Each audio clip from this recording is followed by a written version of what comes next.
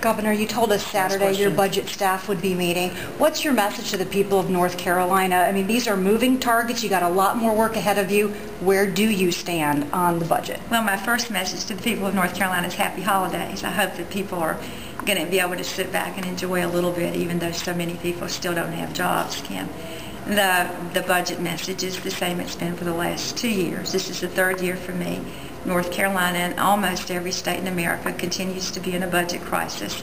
This is no different than what we anticipated, and for me, the goal is to make the best choices that I can make as the Chief Executive, to send a budget to the General Assembly, and then to work with them on doing things that are right and proper that will maintain and protect the core enterprises of North Carolina, jobs and education. Balanced approach with taxes? The balanced approach at this point in time, I don't believe for anybody in this state, Democrats, Republicans, mom and dad around the kitchen table, includes taxes. It's too early to talk about any revenue. You've got to decide what it is that you can cut that is not core to the mission.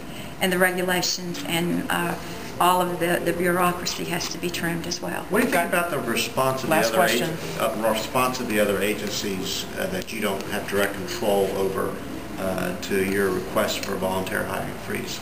Have you been satisfied with that? Rob, the fact of the matter is it annoys you to death. It's irritating, that if you're in an environment like we are, where we know we're staring at a $3.5 billion hole, and I have a little bit of money, the people have a little bit of money in the bag, therefore, under the law, that precludes me from declaring a financial emergency. Now, we all know we're in an emergency starting in June.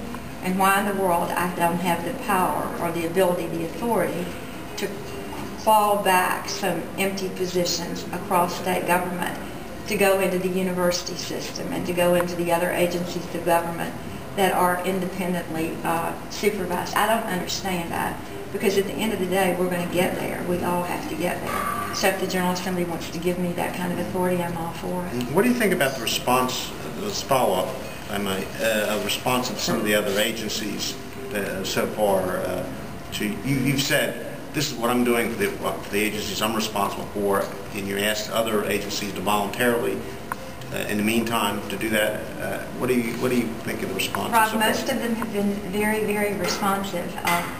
I will cite labor, and labor did a remarkable job in coming up with cuts and efficiencies, and they did it voluntarily. Superintendent Atkinson just came to me and said that she was voluntarily getting together just a powerful list of regulations to remove. And so some of the agencies that I don't control have been, that the governor doesn't control, have been very responsive, because at the end of the day they know that we're going to get to them. I've got a fiscal staff who knows what's core to their mission. I've got people who've worked in their agencies, so don't tell me you're not going to do it, because it just makes it a little more interesting for us to do it. Thanks, guys. Thank you.